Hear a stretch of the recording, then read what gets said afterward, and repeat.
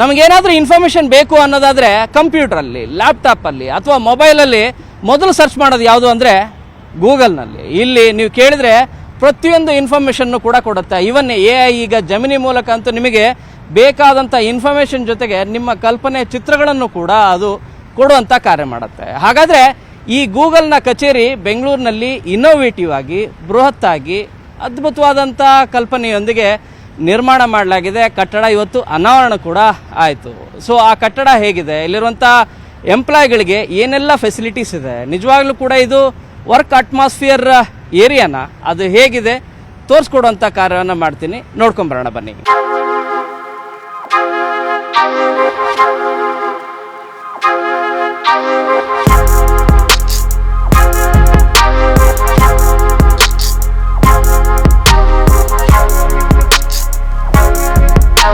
ನಾವೀಗ ಗೂಗಲ್ ಕಚೇರಿಯ ಮುಂಭಾಗದಲ್ಲಿರುವಂಥ ಏರಿಯಾದಲ್ಲಿದ್ದೀವಿ. ಸೊ ಇಲ್ಲಿರುವಂಥ ಏರಿಯಾದಲ್ಲಿ ಎಂಪ್ಲಾಯ್ಗಳೆಲ್ಲ ಕೂಡ ಈ ರೀತಿಯಾಗಿ ಅವರು ಬೈಸಿಕಲ್ಲು ಕೂಡ ಇಲ್ಲಿ ಸೈಕ್ಲಿಂಗ್ ಮಾಡ್ಬೋದು, ಇವನ್ ಜಾಗಿಂಗ್ ಮಾಡಲಿಕ್ಕೂ ಕೂಡ ಅವಕಾಶ ಇದೆ. ಅಟ್ ದ ಸೇಮ್ ಟೈಮ್ ನೀವು ವಾಕಿಂಗ್ ಅಂತೂ ಅಫ್ಕೋರ್ಸ್ ಮಾಡಲೇಬೋದು. ಈ ಕಚೇರಿಯ ಸುತ್ತಲೂ ಕೂಡ ಈ ರೀತಿಯಾದಂಥ ಅಟ್ಮಾಸ್ಫಿಯರ್ ಇದೆ. ಕೇವಲ ಇಷ್ಟು ಮಾತ್ರ ಅಲ್ಲ, ಮುಂಭಾಗದಲ್ಲಿ ನೀವು ನೋಡ್ತಾ ಹೋದರೆ ಅರಣ್ಯ ಏರಿಯಾನೇ ಮಾಡಿದ್ದಾರೆ. ಇಲ್ಲಿ 2000ಕ್ಕೂ ಹೆಚ್ಚು ಪ್ಲಾಂಟ್ಗಳನ್ನು ಈಗ ಇಲ್ಲಿ ಪ್ಲಾಂಟ್ ಮಾಡಿದ್ದಾರೆ.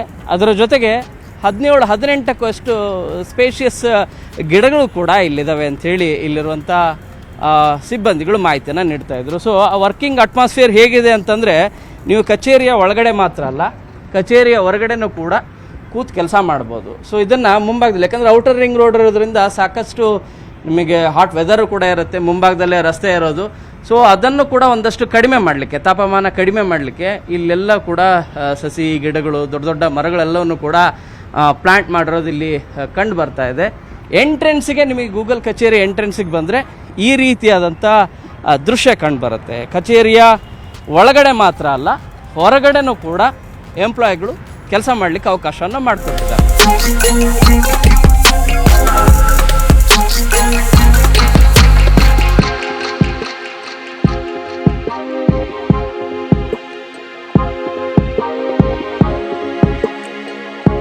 ನಾವೀಗ ಗೂಗಲ್ ಕಚೇರಿ ಅನಂತ ಕ್ಯಾಂಪಸ್ನ ಹೊರಭಾಗದಲ್ಲಿದ್ದೀವಿ, ಅಂದರೆ ಎಂಟ್ರೆನ್ಸ್ ಭಾಗದಲ್ಲಿರೋದು. ಸೊ ನಿಮಗೆ ನೋಡಿದ್ರೆ ಇಲ್ಲಿ ಬ್ಯಾಕ್ ಸೈಡಲ್ಲಿ ಗೂಗಲ್ ವ್ಯಾನ್ ಇರೋದು ಕಂಡು ಬರ್ತದೆ. ಬಟ್ ಆಲ್ಮೋಸ್ಟ್ ಈ ಗೂಗಲ್ ಮ್ಯಾಪಿಂಗ್ ನೋಡಬೇಕಾದ್ರೆ ನಮಗೆ ಈ ದೃಶ್ಯಗಳೆಲ್ಲವೂ ಕೂಡ ಕಂಡು ಬರ್ತವೆ.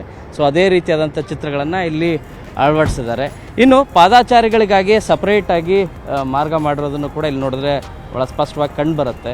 11 ಅಂತಸ್ತಿನ ಈ ಬೃಹತ್ತಾದಂಥ ಕಟ್ಟಡ ಏನಿದೆ, ಇಡೀ ವಿಶ್ವದಲ್ಲೇ ದೊಡ್ಡದಾದಂಥ ಇನ್ನೋವೇಟಿವ್ ಕಟ್ಟಡಗಳಲ್ಲಿ ಇದು ಕೂಡ ಒಂದಾಗಿದೆ. ಗೂಗಲ್ನ ಕ್ಯಾಂಪಸ್ನಲ್ಲಿರುವಂಥ 5000ಕ್ಕೂ ಹೆಚ್ಚು ಜನ ಎಂಪ್ಲಾಯಿಗಳು ಇಲ್ಲಿ ಕೆಲಸ ಮಾಡ್ಬೋದು, ಆ ರೀತಿಯಾಗಿ ಕಾರ್ಯವನ್ನು ಮಾಡಿದ್ದಾರೆ. ಇನ್ಫ್ಯಾಕ್ಟ್ ಕೊರೋನಾ ಟೈಮಲ್ಲಿ ವರ್ಕ್ ಸ್ಟಾಪ್ ಆಗಿತ್ತು. 11 ತಿಂಗಳಲ್ಲಿ ಬಿಲ್ಡಿಂಗ್ ಕನ್ಸ್ಟ್ರಕ್ಷನ್ ಏನೋ ಆಯಿತು. ಅದಾದ ನಂತರ ಇದರ ವಾಸ್ತುಶಿಲ್ಪ ಏನಿದೆ, ಆರ್ಕಿಟೆಕ್ಚರ್ ನಿಜವಾಗ್ಲೂ ಕೂಡ ಎಲ್ಲ ಸ್ಥಳೀಯವಾಗಿ ಸಿಗುವಂಥ ಯಾವ್ಯಾವ ಸಲಕರಣೆಗಳಿದ್ದಾವೆ ಅವುಗಳೆಲ್ಲವನ್ನು ಕೂಡ ಬಳಕೆ ಮಾಡಿಕೊಂಡು ಔಟರ್ ರಿಂಗ್ ರೋಡ್ನ ಮುಂಭಾಗದಲ್ಲಿ ಈ ಕಟ್ಟಡವನ್ನು ವಿಶಾಲವಾದ ಮತ್ತು ಬೃಹತ್ತಾದ ಇನ್ನೋವೇಟಿವ್ ಆದಂಥ ಅನಂತ ಅಂತ ಹೆಸರಿನ ಗೂಗಲ್ ಕಟ್ಟಡವನ್ನು ನಿರ್ಮಾಣ ಮಾಡಿದ್ದಾರೆ. ಗೂಗಲ್ ಕ್ಯಾಂಪಸ್ನ ಈ ಕಟ್ಟಡದ ಹೆಸರನ್ನು ಅನಂತ ಅಂತ ಇಟ್ಟಿದ್ದಾರೆ. ಅನಂತ ಅಂದರೆ ಎಂಡ್ಲೆಸ್, ಅದಕ್ಕೆ ನಿಜವಾಗ್ಲೂ ಕೂಡ ಮಿತಿನೇ ಇಲ್ಲ. ಆ ರೀತಿ ಮಿತಿ ಇಲ್ಲದೆ ಇರೋ ರೀತಿಯ ಪರಿಕಲ್ಪನೆಯಲ್ಲಿ ಈ ಕಟ್ಟಡವನ್ನು ನಿರ್ಮಾಣ ಮಾಡಿದ್ದಾರೆ. ನಾವೀಗಿರುವಂಥ ಏರಿಯಾ ಏನಿದೆ ಇದು ಸಭಾ ಏರಿಯಾ. ನಿಮಗೆ ಕಚೇರಿಯಿಂದ ಎಂಟ್ರೆನ್ಸ್ ಒಳಗಡೆ ಬಂದರೆ ನಿಮಗೆ ರಿಸೆಪ್ಷನ್, ಅದರ ಮುಂಭಾಗದಲ್ಲಿರುವಂಥ ಈ ಸಭಾ ಏರಿಯಾದಲ್ಲಿ ನಿಮಗೆ ದೊಡ್ಡ ದೊಡ್ಡದಾದಂಥ ಕಾರ್ಯಕ್ರಮಗಳನ್ನು ಮಾಡ್ಬೋದು. ಇಷ್ಟು ಮಾತ್ರ ಅಲ್ಲ, ಈವನ್ ಮೀಟಿಂಗ್ಗಳನ್ನು ಕೂಡ ಓಪನ್ ಸ್ಪೇಸ್ ಏರಿಯಾದಲ್ಲಿ ಮಾಡಲಿಕ್ಕೆ ಅವಕಾಶ ಇದೆ. ಆ ರೀತಿಯಾದಂಥ ಅವಕಾಶವನ್ನು ನಿಮಗೆ ಅತಿ ಹೆಚ್ಚು ವುಡನನ್ನು ಬಳಕೆ ಮಾಡಿರೋದು ಕಂಡು ಬರುತ್ತೆ. ಮೇಲ್ಭಾಗದಲ್ಲಿ ನೋಡಿದ್ರೆ ನಿಮಗೆ ಅತಿ ಹೆಚ್ಚು ಲೈಟಿಂಗ್ಗಳ ವ್ಯವಸ್ಥೆ ಇದೆ. ಇದು ಯಾಕೆ ಅಂತಂದರೆ ಇಲ್ಲಿರುವಂಥ ಎಂಪ್ಲಾಯಿಗಳು ಎಷ್ಟು ಜನ ಇರ್ತಾರೋ ಅಥವಾ ಎಷ್ಟು ಜನಸಂಖ್ಯೆ ಇಲ್ಲಿರುತ್ತೋ ಅದರ ವೈಬ್ರೇಟ್ ಆಧಾರದ ಮೇಲೂ ಕೂಡ ಇಲ್ಲಿ ಲೈಟಿಂಗ್ಸ್ ಆನ್ ಆಫ್ ಆಗ್ಬೋದು. ನಿಮಗೆ ಮೂಡ್ ಡಿಪೆಂಡ್ ಅಪಾನ್ ಮೂಡ್ ಮೇಲೆ ಈ ಸಭಾದ ಏರಿಯಾ ಅಟ್ಮಾಸ್ಫಿಯರೇ ಚೇಂಜ್ ಆಗೋ ರೀತಿ ಇರುತ್ತೆ. ಅದರ ಜೊತೆಗೆ ನಿಮಗೆ ಎಕೋ ಫ್ರೆಂಡ್ಲಿಯಾಗಿ ಕೂಡ ಇಲ್ಲಿರುವಂಥ ಕಟ್ಟಡವನ್ನು ನಿರ್ಮಾಣ ಮಾಡಿರೋದು ಭಾಳ ಸ್ಪಷ್ಟವಾಗಿ ಕಂಡು ಬರ್ತಾ ಇದೆ. 11 ಅಂತಸ್ತಿನ ಈ ಕಟ್ಟಡದಲ್ಲಿ ಮೊದಲ ನಿಮಗೆ ಗ್ರೌಂಡ್ ಫ್ಲೋರ್ನಲ್ಲಿರುವಂಥ ಈ ಸಭಾ ಏರಿಯಾ ಏನಿದೆ ಕೇವಲ ಕಾರ್ಯಕ್ರಮಗಳಿಗೆ ಮಾತ್ರ ಅಲ್ಲ ಅಥವಾ ಇಲ್ಲಿರುವಂಥ ಓಪನ್ ಮೀಟಿಂಗ್ಗಳಿಗೆ ಮಾತ್ರ ಅಲ್ಲ, ಈವನ್ ಎಂಪ್ಲಾಯಿಗಳಿಗೂ ಕೂಡ ಇಲ್ಲೇ ಕೂತು ಕೆಲಸ ಮಾಡಲಿಕ್ಕೆ ಬೇಕಾದಂಥ ಅಟ್ಮಾಸ್ಫಿಯರನ್ನು ಕೂಡ ಗೂಗಲ್ನ ಕ್ಯಾಂಪಸ್ ಅನಂತದಲ್ಲಿ ಮಾಡಿಕೊಟ್ಟಿರೋದು ಮತ್ತೊಂದು ವಿಶೇಷ.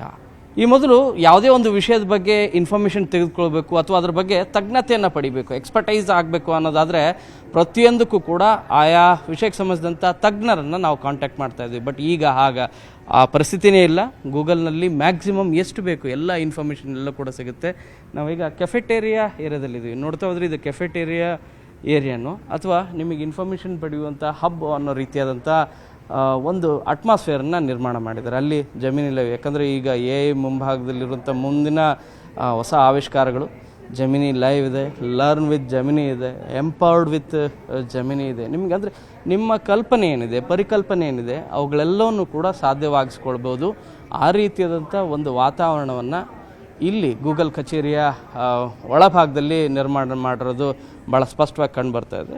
ಆಫ್ಕೋರ್ಸ್ ಇಲ್ಲಿಯ ವಾಸ್ತುಶಿಲ್ಪ ನೋಡ್ತಾ ಹೋದರೆ ತುಂಬಾ ಯೂನಿಕ್ ಆಗಿರೋದು ಕಂಡು ಬರ್ತಾ ಇದೆ. ಬರೀ ಕೇವಲ ಅಂದರೆ ಕೆಫೆಟೇರಿಯಾದಲ್ಲಿ ಬಂದರೆ ಬರೀ ನೀವು ಸ್ನ್ಯಾಕ್ಸು ಅಥವಾ ಕಾಫಿ ಟೀ ಕುಡಿಯೋದು ಮಾತ್ರ ಅಲ್ಲ, ಇಷ್ಟು ಮಾತ್ರ ಅಲ್ಲ, ಈವನ್ ಇಲ್ಲಿ ಬಂದ್ರೂ ಕೂಡ ಆ ಹೊಸ ಏನಾದರೂ ವಿಷಯಗಳ ಬಗ್ಗೆ ನೀವು ಚರ್ಚೆ ಮಾಡಬೇಕು ಅಂದರೆ ಎಂಪ್ಲಾಯಿಗಳು ಅದಕ್ಕೂ ಕೂಡ ಆ ರೀತಿಯಾದಂಥ ವಾತಾವರಣ ಇರಬೇಕು ಅನ್ನೋ ಕಾರಣಕ್ಕಾಗಿ ನಿಜವಾಗ್ಲೂ ಕೂಡ ಇನ್ನೋವೇಟಿವ್ ಅಟ್ಮಾಸ್ಫಿಯರನ್ನು ನಿರ್ಮಾಣ ಮಾಡಿದ್ದಾರೆ. ನಿಜವಾಗ್ಲೂ ಕೂಡ ಚೆನ್ನಾಗಿದೆ. ರಾಜಧಾನಿ ಬೆಂಗಳೂರಿನಲ್ಲಿ ಗೂಗಲ್ನ ಇನ್ನೋವೇಷನ್ ಕ್ಯಾಂಪಸ್ ಅನಂತ ಇವತ್ತು ಅನಾವರಣಗೊಂಡಿದೆ. ಸೊ ಆ ಬಿಲ್ಡಿಂಗ್ನಲ್ಲಿ ನಾವೀಗ ಚಿಲ್ಡ್ರನ್ ಸ್ಪೇಸಲ್ಲಿದ್ದೀವಿ. ಅಂದರೆ ಮಕ್ಕಳು ಆಟ ಆಡುವಂಥ ಏರಿಯಾ ಮತ್ತು ಓದುವಂಥ ಏರಿಯಾನೂ ಕೂಡ ಇದು. ಸೊ ಇಲ್ಲಿ ಕಾರ್ಪೊರೇಟ್ ಆಫೀಸ್ ಅಂದರೆ ನಮಗೆ ನೋಡ್ತಾ ಹೋದರೆ ಯೂಶ್ವಲಿ ಆಫೀಸ್ನ ಅಟ್ಮಾಸ್ಫಿಯರ್ ಮಾತ್ರನೇ ಕಂಡು ಬರುತ್ತೆ, ಆ ರೀತಿಯಾದಂಥ ವಾತಾವರಣನೇ ಇರುತ್ತೆ. ಅಂದರೆ ಖಂಡಿತವಾಗಿ ಕೂಡ ಈ ಕಚೇರಿ ನೋಡಿದ್ರೆ, ಈ ಕ್ಯಾಂಪಸ್ ನೋಡಿದ್ರೆ ಹಾಗಲ್ಲ. ಯಾಕಂದರೆ ಇಲ್ಲಿರುವಂಥ ಉದ್ಯೋಗಿಗಳು ಮಕ್ಕಳನ್ನು 6 ತಿಂಗಳಿಂದ 6 ವರ್ಷದವರೆಗಿರೋ ಮಕ್ಕಳನ್ನು ಕೂಡ ಇಲ್ಲಿ ಬಂದು ಅವ್ರು ಡೇ ಕೇರ್ ರೀತಿಯಾಗಿ ಇಲ್ಲಿ ಮಕ್ಕಳನ್ನು ಅವರು ಬಿಡ್ಬೋದು. ಯಾಕಂದರೆ ಆಫೀಸ್ ಟೈಮ್ 9 ಗಂಟೆ ಇರುತ್ತೆ, ಅವರು ಬರುವ ಟೈಮಲ್ಲಿ ಮಕ್ಕಳನ್ನು ಕರ್ಕೊಂಬಂದು ಇಲ್ಲಿ ಬಿಡ್ತಾರೆ.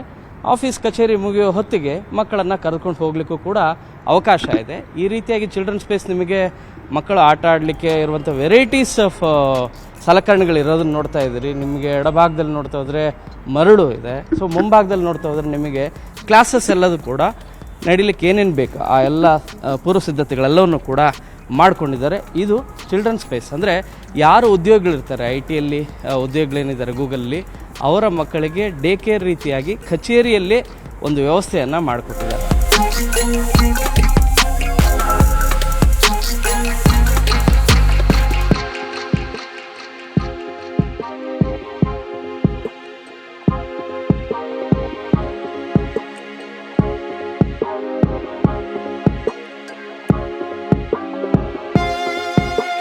ಗೂಗಲ್ ಕಚೇರಿ ಅನಂತ ಇಡೀ ಕಂಪ್ಲೀಟಾಗಿ ನಿಮಗೆ ಇಕೋ ಫ್ರೆಂಡ್ಲಿ ಮತ್ತು ನಿಮಗೆ ಎಲ್ಲಿ ನೋಡಿದ್ರೂ ಗ್ರೀನರಿ ಇರೋದು ಭಾಳ ಸ್ಪಷ್ಟವಾಗಿ ಕಂಡು ಬರ್ತಾ ಇದೆ. ಅದು ನಿಮಗೆ ಕಚೇರಿಯ ಕಟ್ಟಡ ಮುಂಭಾಗದಲ್ಲಿರ್ಬೋದು ಅಥವಾ ಎಂಟ್ರೆನ್ಸಲ್ಲಿರ್ಬೋದು, ಈವನ್ ಕಚೇರಿಯ ಅಟ್ಮಾಸ್ಫಿಯರಲ್ಲೂ ಕೂಡ ನಿಮಗೆ 11 ಕಟ್ಟಡಗಳಿರುವಂಥ ಈ ಇದರಲ್ಲಿ ನಿಮ್ಮ ಮೇಲ್ಭಾಗದಲ್ಲಿ ನೋಡ್ತಾ ಹೋದರೆ ನಿಮಗೆ ಎಷ್ಟು ಗ್ರೀನರಿ ಇದೆ ಅಂಥೇಳಿ ಇಲ್ಲಿ ಭಾಳ ಸ್ಪಷ್ಟವಾಗಿ ಕಂಡು ಬರ್ತದೆ. ಇದು ರಿಸೆಪ್ಷನ್ನ ಮುಂಭಾಗ.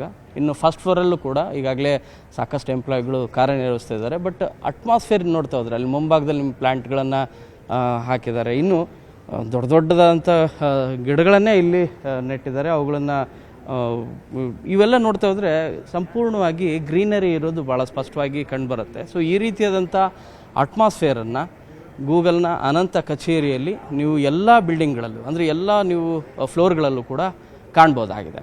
ಬೆಂಗಳೂರಿಂದ ಕ್ಯಾಮರಾ ಪರ್ಸನ್ ಎಡ್ವಿನ್ ಜೊತೆ ಶರಣು ಹಂಪಿ, ನ್ಯೂಸ್ 18.